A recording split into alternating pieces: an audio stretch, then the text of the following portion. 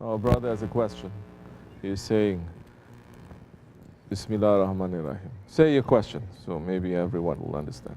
So how do we balance our duties on the material and physical world with the duties that we need towards our afterlife? Bismillah ar-Rahman ar-Rahim. So it's a good question, he's saying. How do we balance the duties and responsibilities of this world, physical world, with the duties and responsibilities of the afterlife? We're asking support, inshallah, from our Shaykh to send us something. We're asking support from the holy ones. We don't have the answers, but we're asking from those ones who have the answers to give us. This is an important fact here. Because especially in this life, in these times, in these modern times, we usually think whatever we do is coming from us. We work so we get money. If you're sick, you take medicine so you get well. There is an imbalance of where faith is and where Allah is and our physical life here on this world. There is a separation of the afterlife and this life. There's a separation of spirituality with this physical world. Or let's not say physical world, the world of the five senses, because the world also has more senses than that. If you say it is only five senses, also, you're not being complete. Even with these five senses that humans have, those that we call subhumans, they have better senses than us. The dogs can smell better. The eagles can see better. Every animal, they have a sense that we have, but they have it much more developed than us. But we have the spirit. So now, we're asking help from those ones who have the answers.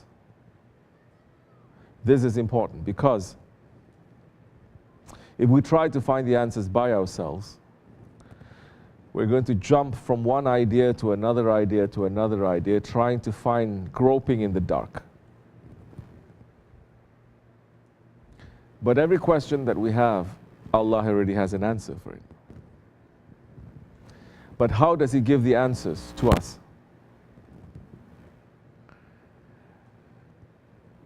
There is a divine protocol to how these answers can be given, how these answers can be obtained. For as long as mankind has been in this world, existing in this world,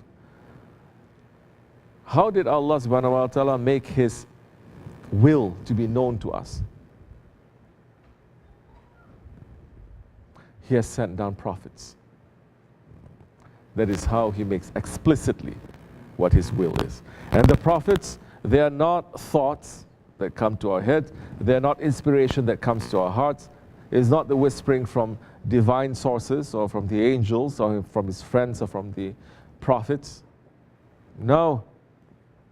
We have a man that is in front of us that says, I've come from your Lord. And I'm here to answer any question that you have. And they have left their inheritors. The prophets did not just come and go. They have left their inheritors, which are known as the sheikhs, the friends of Allah. The inheritors have continued to exist from the time that the Holy Prophet ﷺ passed from this world until Judgment Day. So we are never left without guidance, divine guidance. So we don't have to jump and skip and think too much. There are people with divine inspiration, the inheritors of the prophets, the guides, the sheikhs, that we can actually go to and say, well, I'm confused. This one tells me this one tells me this one tells me this. What do you think? So when you ask a question, how do you balance? In first place, in Islam, there is no balance.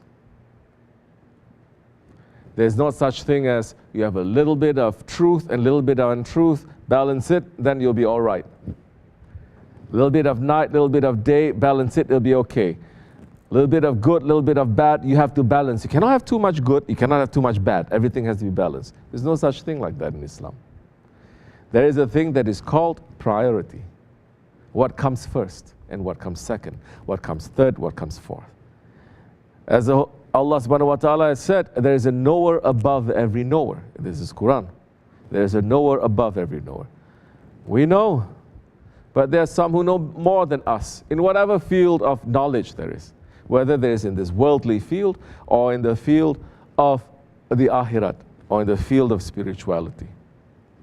So now, when there is priority, we know how to prioritize, then there is what we may say there is balance, but we're not really using that word. Let's just say everything falls into place. If you start to prioritize things that are supposed to be number 10 and you put it number 1, it's not going to hold. Say your faith or the life of this world is like a building. When you build a building, there are priorities. First thing, what do you have to do? Are you looking at the roof? No. Are you looking at the furniture inside? No. Are you looking at the people who are going to stay inside? No.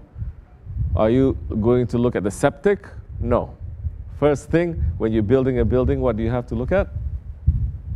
Foundation. The base, the foundation. Once you have the foundation that is correct, everything will fall into place now. You can put the pillars, you can put the roof, you can put the walls. Now you're going to decide all sorts of other things. Then you're going to say, you're going to put whatever that is in the house. Now, if you don't know what is the priority, and you say, no. Base is not the most important. We have to balance. We cannot just put the base. We have to balance the base and the roof at the same time. You cannot. It doesn't make sense. So now, this is something that a lot of Muslims have been talking about, especially in these times. They say, now you have to have a balance of this dunya and this akhirat. I don't know any other word to use. We say balance. It is not a balance. This dunya, how is it in the eyes of Allah? We have to know. And what is akhirat in the eyes of Allah? Don't ask what is the use of this dunya in the eyes of the people who love this dunya. You should not get the definition from the people who love this dunya. You should get the definition from the one who created this dunya. What is it to him? You cannot gain direct access to him. He sends signs, but you cannot read those signs. Everyone can read, but if I give something that they are going to read, if there are 100 people here, maybe 100 people who have 100 different interpretations of what it is. Yeah, the signs of Allah. But so many people, they cannot read. And those who can read, they have their own ideas of what it is. Especially if you don't follow the one that Allah says, this one is my prophet. And this is the ones that he has appointed. So if you want to read those signs, go according to how they are. They are never going to force you. They're going to say, this is how it is. If you're intelligent, you're going to take it. If not, leave it. You are going to understand later. So,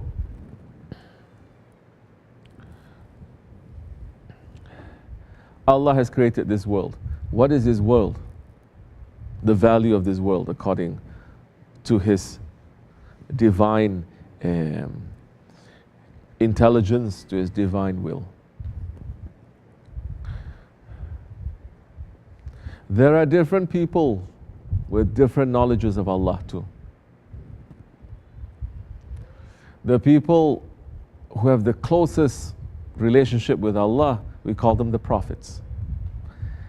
Then there are those ones that whom we call the friends of Allah, His inheritors, the saints, the awliya Allah. They are the ones who have closest. Then the salihin, those who are righteous ones, they are close. So not everyone has the same relationship to Allah. But Allah is as close to everyone, as close as their jugular vein. So if you ask someone who does not know his Lord, he's going to give you a different answer. If there's someone who hates his Lord and loves this world, he's going to give you a different answer. If there's someone who loves his dunya and he also loves his Lord, kind of like balance, he's going to give you a different answer. Someone who's close to his Lord is going to give you a different answer. You understand? So the person who asks, usually you have to understand what is it that you're asking and from whom you're taking the knowledge from. If you ask this question to people who don't believe in Allah, they're going to say there's no such thing as an afterlife. Live this world. But you have faith, and we have faith. And we're going to ask this question to those who have more faith than us, because this concerns faith. So those ones who are very close to Allah subhanahu wa ta'ala, Allah then says something to them that He's not saying to other people, because only they can understand. And Allah is saying He does not give value to this world as much value as He gives to a wing of a mosquito. Allah subhanahu wa ta'ala said in the Quran Kareem so many places that this world is nothing but an amusement to you. Yet understand this, knowing that this world, it is low. This world is also called asfala safilin, the lowest of the low. This world is trickery and amusement.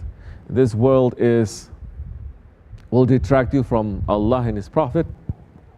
Yet at the same time, when you look at 1400 years of Islamic history, when Islam was ruling, however Islam was ruling, they did not make this world to become a worse place. They made this world to become a better place. Whenever there is Islamic civilization, it raises the value of people's lives and their relationship to their Lord and their relationship to this world too. Correct? It was not colonization. The way, for example, the Western colonial powers, they go into a country and they take everything and they bring it back to their country, and this country becomes their slaves. I'm whitewashing, I'm making everything very simple. Forever. It's very difficult for them to come out. It's not like that. They could have made it like that, but they didn't. So, even when Allah is saying this world is nothing but amusement to you, but the Muslims have made this life now into this world also a place where you're going to discover each other, you're going to discover Allah, and you make this world into a better place. We are still humans. There's certain things that we do. It's not perfect. Of course it's not. But we don't leave this world into a worse place than when we found it. So now, on the one hand, it says, don't look at this world, but on the other hand, the Muslims are able to now, if you want to use your word, balance this. How did they balance? They put priority. And the priority is what? The foundation. And what is the foundation? It is faith in Allah. Once there is the foundation and the faith is strong, you are not running after this world. You're running after Allah. Whatever that is in front of you, that is for you, you do. And just as I said before, there is a knower above every knower, and there is a guide that is in front of you to help you along, then that guide is going to tell you what is priority and what is not priority. By yourself, you may be confused. Maybe this person, you're sleeping, huh? Okay. Maybe this person, he is, say, a construction worker, architect, he builds, but he says, I want to be a servant of Allah. I just want to sit and I want to pray. Or the person is good or bad or whatever. He says, I want to return to Allah. So many times, you sit, I make you sit next to him too. Then you can sleep too. So many times, people think in order to become religious and to become good, this is what I have to do. And in these modern times, they think to become good and to become religious, first they have to learn Arabic. Then they have to read the Quran. Then they can become good. No. Changing language doesn't make you to become good. Understanding your spirit and understanding your ego, what is your nafs, understanding these are my wrong habits, then trying to change them, listening to a guide, just as a person understanding that he is sick. It is not through just sitting in a hospital he's going to get better. He has to take medicine. He has to listen to the doctor, the nurses. He has to go. He has to do this at a certain time. Then he becomes better. You understand? So taking a guide there, then you are going to know and you're going to understand what is priority and what is not priority. So the person now, he is an architect. Maybe he thinks, I want to give up everything to become good. Maybe for a certain time the guide is going to say, okay, now you understand what this world is, you understand you want to return to your Lord. Sit and understand that first. But if your job is as an architect, as a builder, and if you want to serve Allah, and Allah says, you want to serve me, then serve the ones that I love. Serve the people. Serve the ummah. Now, this is what you're going to do. You have the basis of faith there. Now you're going to use your experience and you're going to use the skills that you have that looks as if it is dunya, just dunya, because it's just architecture, but you're going to use that for akhirat. That time there is going to be a balance. You understand? That time you are running to serve. You're not just worshipping, you're running to serve and to help. That time you are part of the Islamic civilization, where you're running to serve, and that service, it is higher than the worshipping. You're doing something. Worshipping is only for yourself. But if you build a masjid now, it is for you, for everyone, for future generations, maybe forever. And the rewards that you're going to get will be continuous as long as the building stands. Correct? So now to do good public works that is good for everyone, that is going to ensure you that just by doing that, which is a physical thing, but the intention, it is for the sake of Allah, that becomes a worship. And that becomes continuous.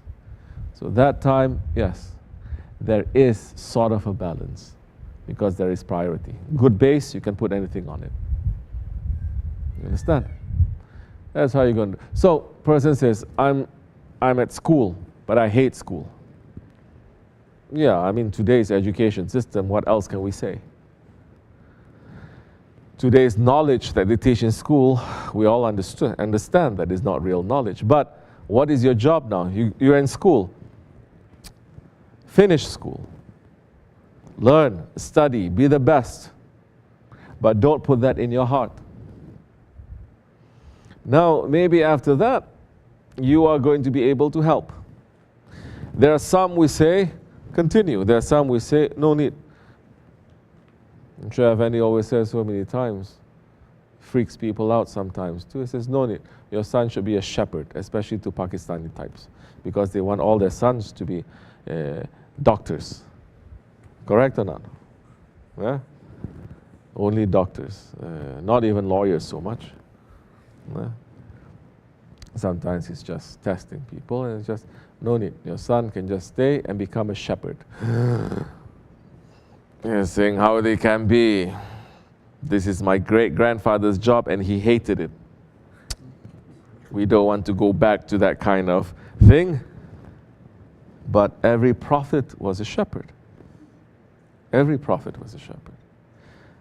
So now who is teaching us that being a shepherd is negative?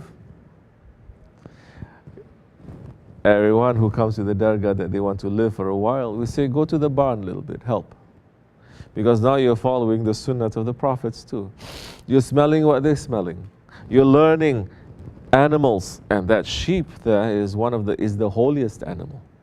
It makes more zikr than everything else. Just to be in association with those sheep, you're going to get spirituality from them. We're not saying be there forever until you die. But just a slight mention like that, people get very prickly. So that's showing now you are worshipping dunya. You have an idol of what this dunya is, and somebody tries to shake it a little bit, and you get very nervous. You understand? So, if you have the foundation properly, you can build things. You don't have the foundation, even when you try to build things, one day it's going to fall. There'll be a lot of problems. You're a student, like I said, Study. Be the best, what Shaykh Effendi is saying. Be the best in your work. Don't put it in your heart. Remember Allah. Remember His Prophet ﷺ. How are you going to, as much as you are studying, how are you going to now do the worship? Run to places of zikr now. Run. Once a week at least sit down, make some zikr, listen to some sohbat. You cannot do it because you're traveling. Now Allah has opened technology. 99% of the time people are using it for negative ways. Use it in the way of Allah. It will be a blessing for you. Once in a while, once a month, you can travel to make it to a dergah. Go. Your spirit needs to recharge. Because as much as you're sitting down with that internet, it's different when you're in front of the shaykh and around the jamaat. It is completely different. That time you know what you're getting at. You know what you're going for, and you know how to control certain things. Understand? Then that time, this dunya is not going to be in your heart. Inshallah Rahman. Yes, and so many other things that we're trying to get rid of. Bad characteristics, slowly is going to go. Inshallah. May Allah make it easy for us. Al-Fatiha.